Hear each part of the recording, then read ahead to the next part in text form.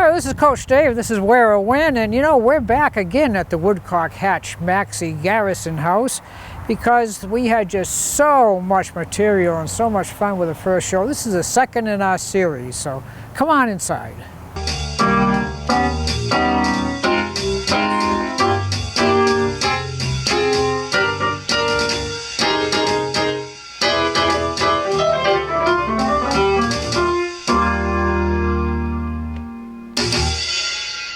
So, Dave, you've seen the whole of the first floor. Now we're going to move up to the second floor. Okay.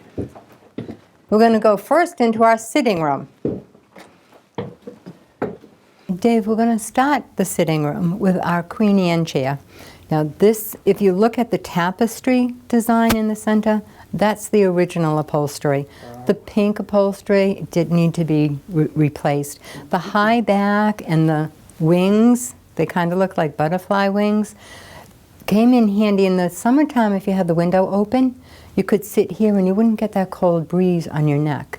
And during the winter, you could move it in front of the fireplace, and the wings and the high back would just keep that heat right where you really wanted it. Along with our Queen Anne chair, we have another clock, similar to the one you saw in the kitchen.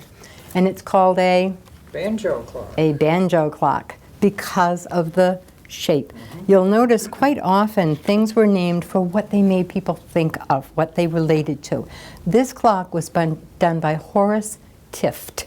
Now, Mr. Tift became quite well known as a clockmaker. If you're familiar with North Attleborough, Tift Street runs right up beside St. Mary's Church. Okay, Yeah, take that's your word for it. It does, and that was named for Horace Tift. We have our lovely model here, all dressed up for the winter weather. Soon she's going to have to be changed into something cooler, I hope. As though she has just come home. She has her fur cap and her fur muff. She also has her little foot warmer. This would be used by opening the front, putting it full of hot embers from the fire, and then putting it on the floor of the carriage. Put your feet or in front of the chair, putting your feet on it, and putting a blanket over your legs so it would trap all that nice warm heat. In this corner we have a very, very wide board. I think it's the widest board in the house, but it's not 24 inches wide, because at the time, if you had a board that measured 24 inches or wider, it had to be sent back to the King of England for his shipbuilding, and especially for the masts of his sailing ships, because they depended so much on commerce. An example of that is our chest on chest, which was made in England and brought over here, most likely on a ship, called a chest on chest because it's actually two separate pieces. And after coming up those windy, narrow stairs, have any guess at all as how they got it into this room? I would guess it probably had to come through a window. I think it probably would have, yes. So even in two pieces, it still presented some problems with moving it around. In the center of the room, this is a very old piece. This piece, the table, comes from a tavern in Wrentham. Okay, and as Ron Folks watching in Alaska, that's Wrentham, Massachusetts. Thank you. I realize we're going worldwide with this show. So. Of course we are, yes. As you saw in the keeping room, this is also a gate leg, and you can see how each section closed the leg and it would fold down to make more room when you needed to do things. We're going to move over to one of my favorite pieces, our drop front desk. Now, it's set up to kind of look as though the gentleman was working at his desk, doing his business, writing his correspondence, had his tea, and then perhaps went to bed for the evening. On top of the desk, we have a chest that was owned by Barton Ingraham Draper. Now, Barton Draper had quite a huge farm. He also dealt in jewelry. He would take samples in his case into the cities and take orders, come back to Attleborough and have those orders made up, then take the completed pieces back into the city for sale. Now, the only way he could get from here to there would have been on horseback or in a small wagon. I can't imagine traveling, carrying a lot of money Sure. in this case. Yeah. I can't imagine it. And on this wall, we have a portrait of the man himself. This is Barton Ingraham Draper, farmer, and he worked in the jewelry business. We also have another lady. She's ready to serve tea. She's serving tea on a bird cage table. Now, I tell the third graders, I don't see it. I think I'm older. I've lost some of that magical imagination that 8-year-olds have. So I have them go down on one knee and look at this section of the table and see if it looks like a bird in a cage. Most of them can see it. So it's called a bird cage table. Now, when this was being used as a tavern, it would not have been good manners to reach across the table. When I'm home in the evening, if I want the mashed potatoes, I simply say, "Hun, please pass the mashed potatoes," and he passes them right across the table. At the time, that would not have been considered good manners. So what the lady of the house would have done is pour the tea. Rather than reaching across, she would simply turn the table until the tea was in front of her guest. Kind of the original lazy Susan, you think? Yes. This is another example of naming things that they were familiar with. This is a ladder back chair. Would you like to explain why it might be called a ladder back? Well, I think because it looks like it has rungs. Excellent. Hey, listen, I'm not just another pretty face. Never would have thought that. Okay. We have this piece. You saw the sampler that's in the keeping room that Hannah Daggett Woodcock did. This is a family record. I love it because if you look at the title, Family Look at the size of the D. She ran out of space. Oh. Now, it was done by Sarah Jane Hatch, and it's of the Israel Hatch family. Now, a couple of weeks ago, the house was open, and a gentleman came and just dropped off an envelope with photographs in it, old photographs. On the back of one of the photographs was written, Sarah Jane Hatch, who did the picture. Wow. Her birth date and her death date is exactly the same as the Sarah J. Hatch who did this family record. So we have it, we're looking to have it framed. So we'll have not only the record that she did, but also an image of her.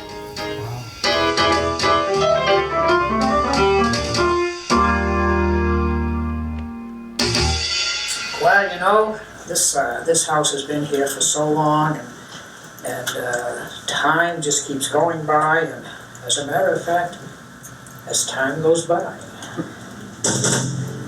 from 1941, movie called Casablanca.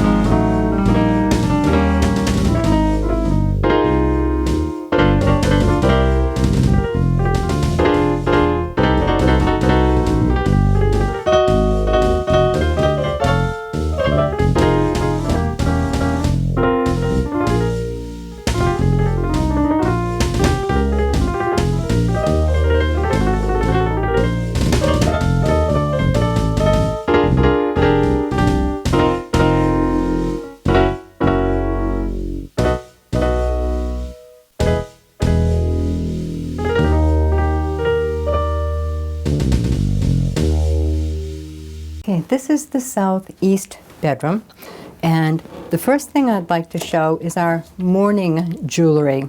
Not morning as when the sun comes up, but morning, M-O-U-R-N-I-N-G. It was typical, it was expected that when there was a death in the family, the ladies in the family would wear all black.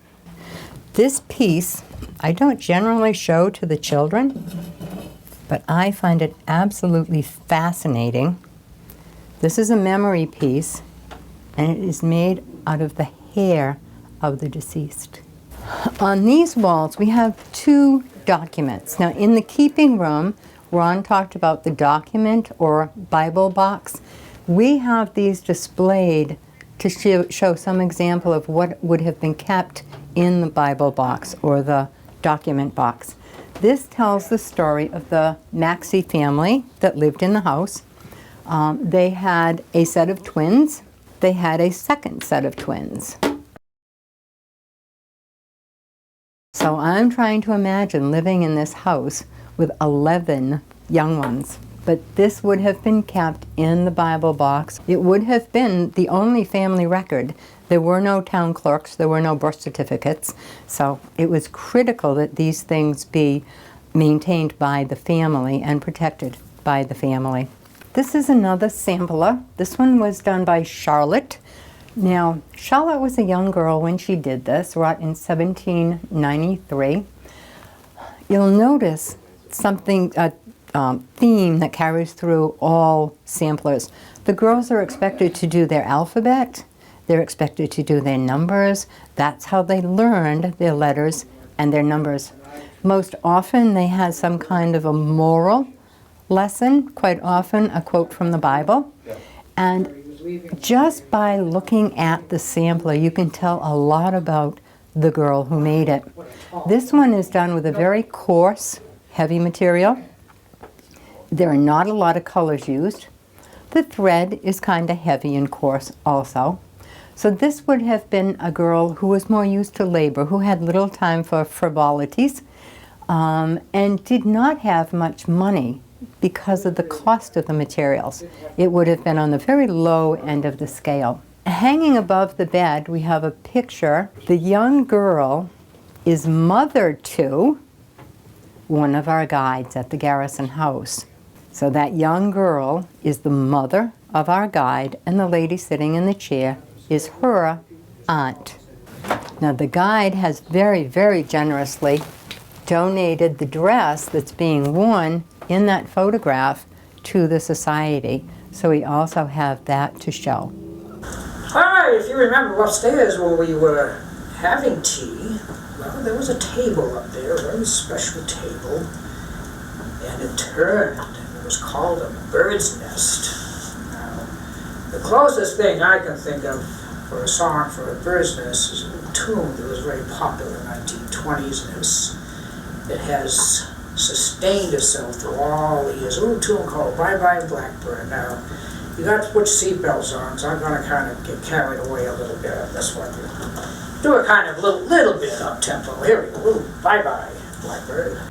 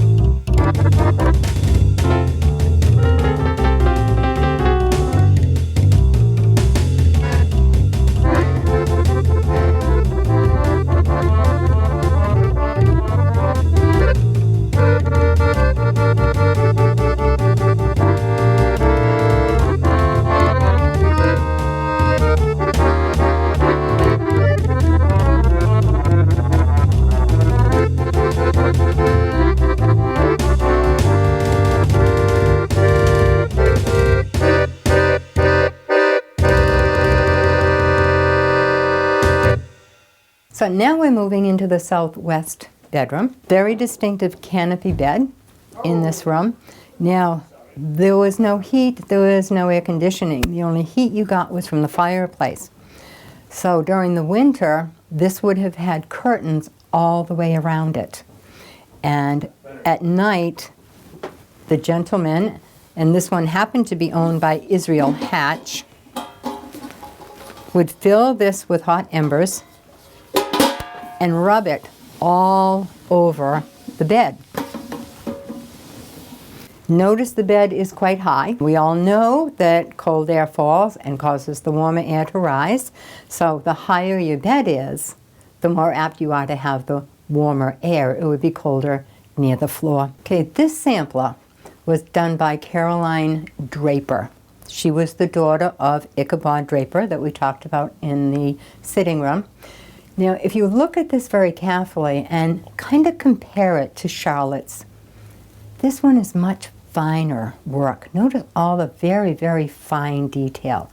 Notice all of the different colors.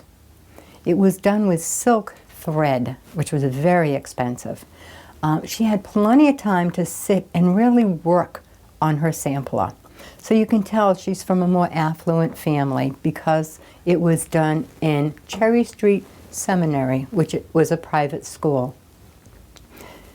If you were a young man and you were looking for a wife, if you were looking for someone who was able to help you, work alongside you, was not afraid of hard work, you'd look for someone like Charlotte. If you were going into business, if you needed someone more refined, more educated, able to entertain business clients perhaps, you'd look for a girl like Caroline. Personally, I find the most interesting detail in this house an architectural feature. Whether by design or by accident, we have a very interesting space here, very confined. It shows the back of the fireplace, so maybe it was used to repair the fireplace or to check on it if there was a problem. Maybe it was used to cure meat. There was a story that I heard that if the Native Americans were about to attack, people would hide their children in this kind of a space. With more research, we learned that if the Native Americans attacked, quite often they'd burn the house down. Now, if I were a mother and I thought the Native Americans were going to burn my house down, there's no way I would put my children into a space like this. Well, this next song, I just realized recently, this is why I put it in our show for today, came from a French song written in 1784. The melody, anyway. I don't know what the name of the French song was, and I don't know what the lyrics were. But some fellow named Elvis Presley, in 1962, he made a movie called Blue Hawaii. He sang this song in the movie. And from that time on, he closed every one of his live performances with a tune called, the French tune called, not the French tune, Can't Help Falling in Love with You.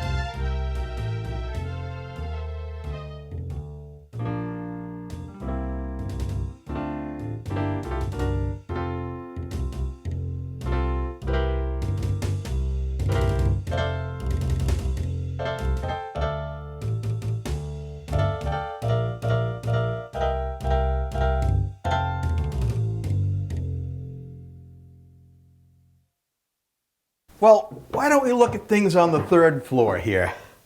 This is where the servant would have been, and possibly kids up on this room, on this floor, I should say.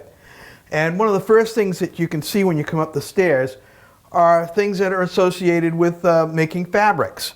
For instance, we have this big wool wheel here, and then this skein winder, which is a very interesting mechanical device because it's got gears, a little pin, and a little slat.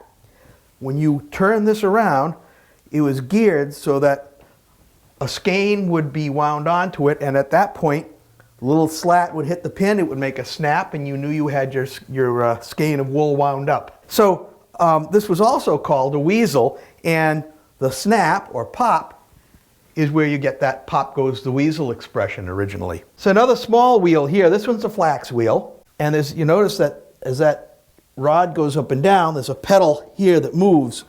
So you could actually push it with your foot and make the wheel go around. And all of this is so that you can spin fibers. In other words, the fibers, which are rather short, have to be twisted together into longer and longer lengths. And that's how you get your source material for threads and for the larger fibers that you'd be using in weaving cloth. All right, so you had servants in the house. At one time they were slaves, and eventually they were servants. And they may have stayed in this room. One of the main features of the room is the rope bed. You see here, there are ropes, and these ropes go all around the bed, and they have the dual function of holding the bed together and providing some of the springiness, because the mattress was only a thin sack with corn husks and little fibers and feathers and things like that. Periodically, you had to tighten up these ropes. So you have this special wrench, you'd put it in,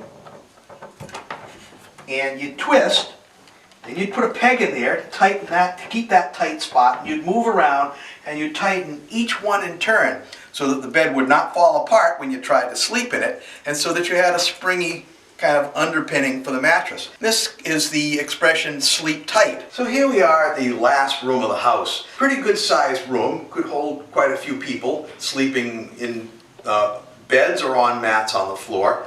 And we've chosen to house a kind of accumulation of antique toys from various ages. When you look in here, one of the first things you see are the two stuffed birds. And these days you don't see things like that very often.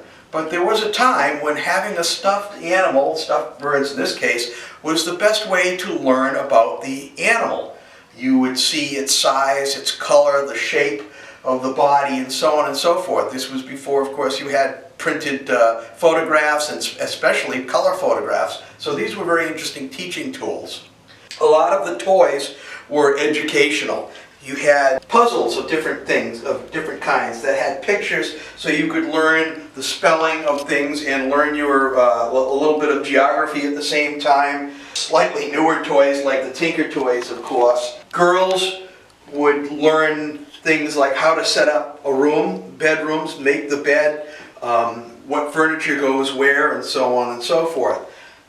So that's why you have these toys. They were toys, but they were still educational. Well, this is going to be the final song of our show, and I invited Ron and everyone to join me on this last song, because I wanted to kind of dedicate this song to Ron and Maureen and of course the house.